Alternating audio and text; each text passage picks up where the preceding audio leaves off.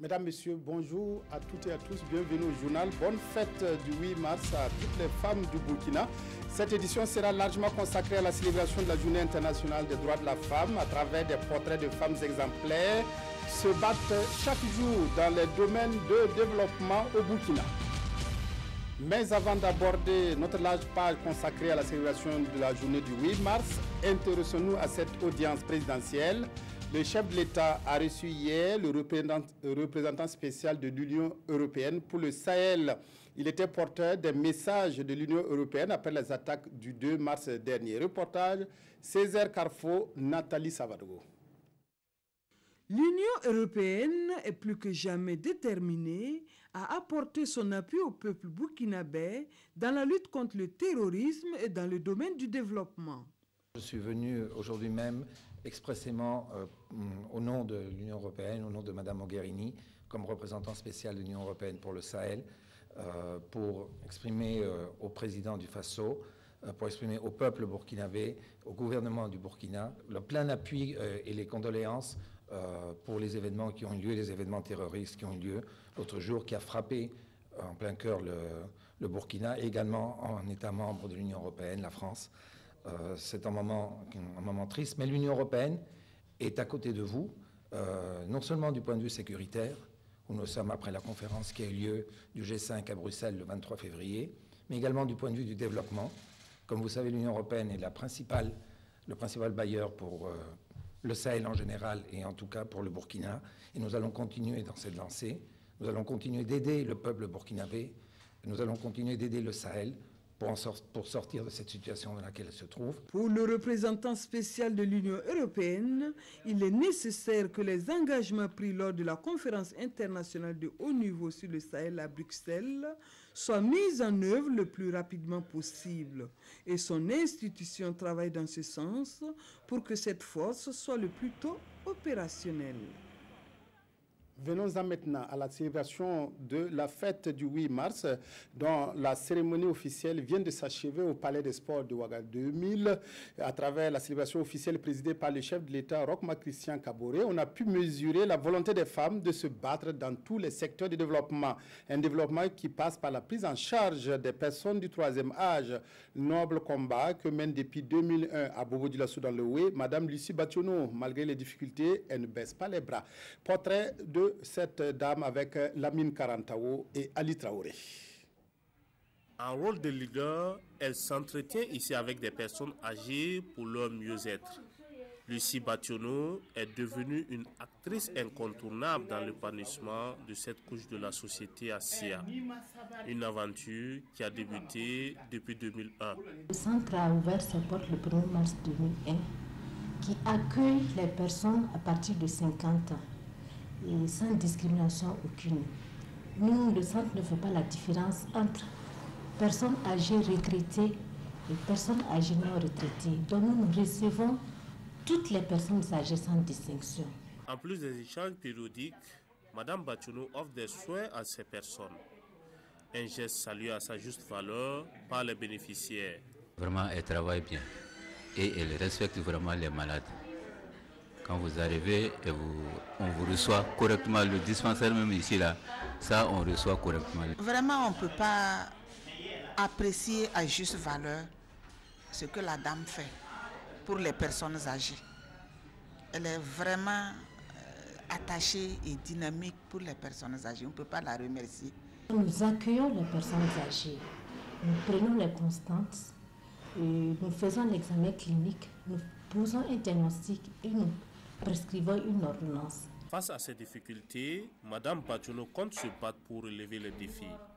Elle est inspirée par le thème du 8 mars qui s'attarde sur la gouvernance de la femme. Nous avons des femmes qui ont des diplômes, mais on a constaté que c'est les femmes politiques qui émergent. Je prends moi mon exemple, je ne fais pas de la politique. Depuis 2001, je travaille, je n'ai pas le soutien de l'État ni une subvention. Bon, je préfère quand même que les femmes s'affirment sur le plan professionnel et avoir une indépendance financière. C'est à ce titre, selon elle, que l'autre moitié du ciel pourra mieux participer au développement du pays. La célébration de la journée du 8 mars nous permet aussi de faire un focus sur cette femme agrégée en mathématiques. Geneviève Baro est la première femme burkinabé à décrocher cette agrégation. Son parcours scolaire et universitaire a été sans embûche. Bac, DEA, doctorat et plusieurs masters sont à l'actif de cette mathématicienne. Kosoun Koulibaly ou Moussissé. Ne vous fiez surtout pas à son air réservé. Derrière ce visage se cache une femme à poigne dotée d'une volonté exceptionnelle. Professeur Geneviève Baro symbolise le nouveau visage de la femme scientifique. Celle-là même qui a réussi à se faire une place dans ce milieu très masculin et devenir la première femme agrégée en mathématiques appliquées au Burkina Faso. Si je suis devenue la première femme agrégée en mathématiques, c'est simplement par le travail. Donc, j'ai toujours aimé travailler. Donner le meilleur d'elle-même, c'est ce à quoi s'applique professeur Baro au quotidien. Orientée contre son gré après son bac C à l'unité de formation et de recherche en sciences exactes et appliquées UFR-SEA, elle a su tirer son épingle du jeu et est recrutée après son diplôme d'études approfondies à la dite UFR. Une femme agrégée en mathématiques, un oiseau rare au Burkina Faso. C'est le fruit d'une abnégation à toute épreuve et autour du professeur Baro, collègues et étudiants sont en admiration. Elle a été forte de nature, d'un point de vue recherche mathématique. Elle est beaucoup curieuse, elle cherche à comprendre. Elle ne laisse rien au hasard. Souvent c'est un peu compliqué parce que c'est une dame qui aime vraiment bosser et c'est pas souvent facile parce qu'il y a des jours où on travaille même les nuits. Il faut dire que nous ne trouvons pas de différence des cours donnés par le professeur et aux autres cours donnés par les professeurs hommes. Madame, elle fait bien son travail du moment qu'on arrive à suivre. Enseignante, épouse et mère, professeur Geneviève Baro a réussi ce challenge, celui de concilier vie de famille et carrière professionnelle. Chaque matin, je me lève très tôt. Je fais un jus d'orange pour mon mari, salade de fruits pour lui avant qu'il n'aille au service. Et les enfants, souvent, elles aiment beaucoup la bouillie. Je fais aussi la bouillie pour elles ou le lait. Je les prépare, je veille à ce que leur sac soit prêt et tout. Selon les programmes de mes enseignements, je m'arrange pour m'occuper du repas, pour que tout le monde mange à temps. À l'heure où la plupart des jeunes filles hésitent encore à embrasser les filières scientifiques, professeur Baro leur donne la recette. Je leur dirais simplement de ne pas avoir peur, parce que de toute façon, il y a toujours des difficultés lorsqu'on fait les études, quelle que soit la filière de formation que l'on choisit et quel que soit le sexe. Je demanderais simplement à toutes les filles qui veulent s'engager dans une formation scientifique de s'approcher des personnes qui sont déjà sur le terrain et de prendre les informations exactes. Maître de conférence depuis 2009, professeur Geneviève Baro compte postuler pour le titre de professeur titulaire dès que son premier doctorant aura soutenu sa thèse. Autre portrait, celui d'une femme entrepreneur dans la restauration, fondatrice de plusieurs restaurants à Bobo-Dioulasso et à Dédougou. Marie-Angèle Nyoumou est à la tête d'une entreprise qui emploie plus de 25 personnes. Pour elle, l'entrepreneuriat féminin reste un domaine à explorer par les femmes du Burkina. Reportage Karim Ouedraogo. Elle, c'est un exemple de femme battante à Dédougou. Âgée de 49 ans et mère de 5 enfants, Marie-Angèle Nyoumou, comptable de formation, montre aujourd'hui la voie à d'autres femmes dans la vie économique. Voilà plus de 15 ans qu'elle s'est lancée dans l'entrepreneuriat. Aujourd'hui, propriétaire d'une chaîne de restaurants, elle emploie plus de 25 personnes, dont 20 femmes à Dédougou et à Bobo-Dioulasso. J'encourage beaucoup l'entrepreneuriat féminin, que les femmes ne se découragent pas parce qu'elles n'ont pas été à l'école, que les femmes ne se découragent pas parce qu'elles n'ont pas de diplôme. Moi, je ne travaille pas mon diplôme, mais c'est la volonté de faire le bon travail, la volonté de donner un travail de qualité, une détermination dans le travail qui me fait avancer. On a vu qu'il y a des femmes qui se sont battues dans le temps vraiment pour la cause de la femme. Et nous voyons aujourd'hui que les femmes occupent des places de responsabilité dans notre société. Après un détour au Niger et au Maroc où elle a suivi des formations en agroalimentaire, Marie-Angèle Nyoumou s'est d'abord lancée dans les activités de transformation des mangues et des oranges en jus de fruits. Un travail qu'elle abandonne 3 ans plus tard pour s'essayer dans la restauration. Cette activité, aujourd'hui, elle l'exerce avec conviction et dévouement et arrive à s'autonomiser dans la vie économique. Par exemple, mes enfants, quand ils travaillent ici pendant les vacances, ils sont payés comme tous les employés. Et ça leur permet, ils aiment, parce qu'ils sont rémunérés aussi comme tout autre employé. Et ça leur permet même, il y a d'autres enfants qui payent les fournitures à la rentrée scolaire avec les salaires du restaurant. Ça leur permet aussi de voyager, de se faire plaisir et d'acheter des choses qu'ils veulent sans demander aussi à papa et maman. Entrepreneur dans la restauration, Marie-Angèle Nyoumou exhorte désormais les décideurs politiques à prendre en compte les doléances des femmes en vue de leur participation effective aux efforts de développement au Burkina Faso. De l'Attiéké Made in Burkina, qui a presque le même goût que celui produit en Côte d'Ivoire, une prouesse à mettre à l'actif de Sabine Nana. Rentrée au Burkina après la crise de 2002, cette femme a mis en place une unité de transformation du manioc en Attiéké. Elle a transmis sa flamme à d'autres femmes rapatriées de Côte d'Ivoire qui s'en tirent maintenant à bon compte. Précision, Kosoun Koulibaly, Samlale, Viviane Tchendrebego. C'est ici, au quartier Kilouin de Ouagadougou, que tout a commencé après le retour précipité au pays natal. C'était la souffrance totale. On était plus de 400, 500 femmes. On ne compte même pas les enfants. Le manger journalier, là même, c'était tout un problème. C'est grâce à un compatriote qui est ici qu'on a commencé l'association féminine pour la survie des rapatriés de Côte d'Ivoire. On a cotisé 100 francs, 100 francs, on est parti en gare. Et puis on a cherché un sac de placali là. On est venu rapidement et puis on a mis dans l'eau. Lendemain, on a fait. Au début, là, on ne faisait pas pour vendre. On continue. Si on fait seulement, on enlève et puis on ne sait pas. Donc déjà même, c'est une grande satisfaction. Aujourd'hui, la page est tournée et pour Dame Sabine Nana, l'avenir continue de se construire à quelques kilomètres de Ouagadougou, dans la commune rurale de Pabri. L'équipe composée exclusivement de ressortissants de la commune fabrique de l'attiéké séché. Un client nous avait commandé 3 tonnes d'attiéké et quand on a fini de faire, celui qui devrait livrer n'a pas pu prendre. Donc il nous a dit de chercher à écouler. Et comme dans l'immédiat c'était compliqué, j'ai essayé de sécher pour faire. Et quand j'ai séché et j'ai essayé de remonter à la vapeur, j'ai vu que c'est doux, même plus doux même que le frais. Pour l'équipement et la construction de cette unité de production industrielle d'attiéké, Sabine Nana a eu recours à l'expertise locale.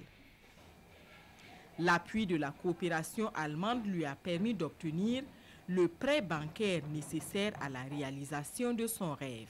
Les enfants aiment l'attiéké et si on l'introduit dans les marchés des cantines scolaires, je n'ai pas de raison de ne pas pouvoir rembourser parce que c'est sur eux que je compte. Et si ils ont accepté mon produit, le remboursement n'est pas un problème. Sinon, le crédit est 57 millions, remboursable pour 5 ans.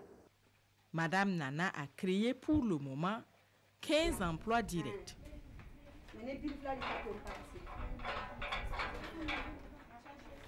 À la veille du 8 mars, un forum d'interpellation et de plaidoyer pour la promotion des droits fonciers de la femme en milieu rural s'est tenu à Ouagadougou. Membres d'associations, élus locaux, chefs coutumiers et responsables de la fondation Konrad Adenauer se sont retrouvés pour mener la réflexion autour de cette problématique. Pamadrogo Janzongo, Nathalie Savadogo. Cohabitation de légitimité sur le foncier au Burkina Faso. Quelle stratégie pour une prise en compte des besoins fonciers des femmes en milieu rural? C'est ce thème qui réunit ici à Ouagadougou chefs coutumiers, élus locaux, représentantes des associations féminines et responsables de l'ONG Konrad Adenauer pour interpeller et plaider pour la promotion des droits fonciers de la femme en milieu rural.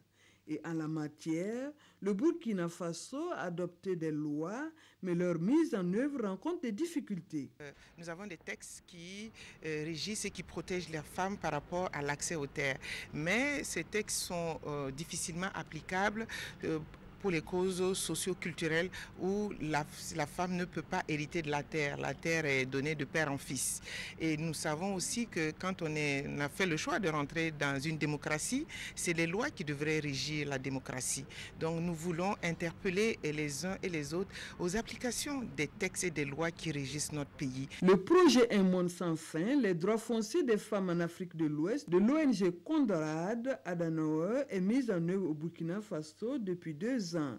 Et les responsables estiment qu'il y a des avancées notables. Depuis les 2 ans que nous sommes actifs au Burkina Faso, nous avons déjà quelques résultats visibles.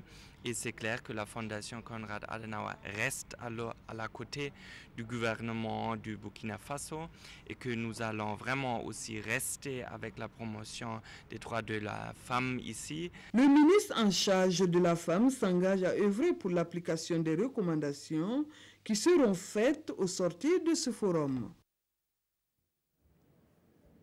La cause des femmes au-delà de nos frontières, les femmes saoudiennes s'apprêtent à vivre une expérience qui va changer leur vie, se mettre au volant d'une voiture en prévision de la légalisation de la conduite pour les femmes qui devrait intervenir au mois de juin. Certaines ont décidé de prendre des leçons d'auto-école. Jusqu'à présent, impossible de se déplacer. Seul pour une saoudienne, un chauffeur masculin devait l'accompagner partout. Ces femmes saoudiennes s'apprêtent à vivre une expérience qui va changer leur vie, se mettre au volant d'une voiture. En prévision de la légalisation de la conduite pour les femmes qui devraient intervenir au mois de juin, certaines ont décidé de prendre des leçons d'auto-école. Des cours qui donnent seulement les bases et sur route fermée. Mais pour ces jeunes femmes, c'est déjà un progrès spectaculaire. C'est une étape vers l'autonomie qui permettra de rendre les femmes plus fortes. C'est une annonce très importante, tout le monde en avait besoin, c'est le bon moment pour le faire. Jusqu'à aujourd'hui, il était impossible de se déplacer seul pour une saoudienne. Un chauffeur masculin devait l'accompagner partout. Je me suis sentie mal à l'aise, je ne m'étais jamais assise de ce côté de la voiture. Je m'assois toujours à l'arrière ou à droite. Mais ça fait du bien, on se sent en contrôle. Ce petit frisson de liberté a été offert par une grande marque américaine d'automobile, une sorte d'expérimentation. En attendant que ces cours se développent, plusieurs millions de femmes saoudiennes devraient apprendre à conduire dans les années à venir. Fin de cette édition largement, pour ne pas dire entièrement consacrée à la célébration de la Journée internationale des droits de la femme le 8 mars. Merci, bonne fête à toutes les femmes du Burkina.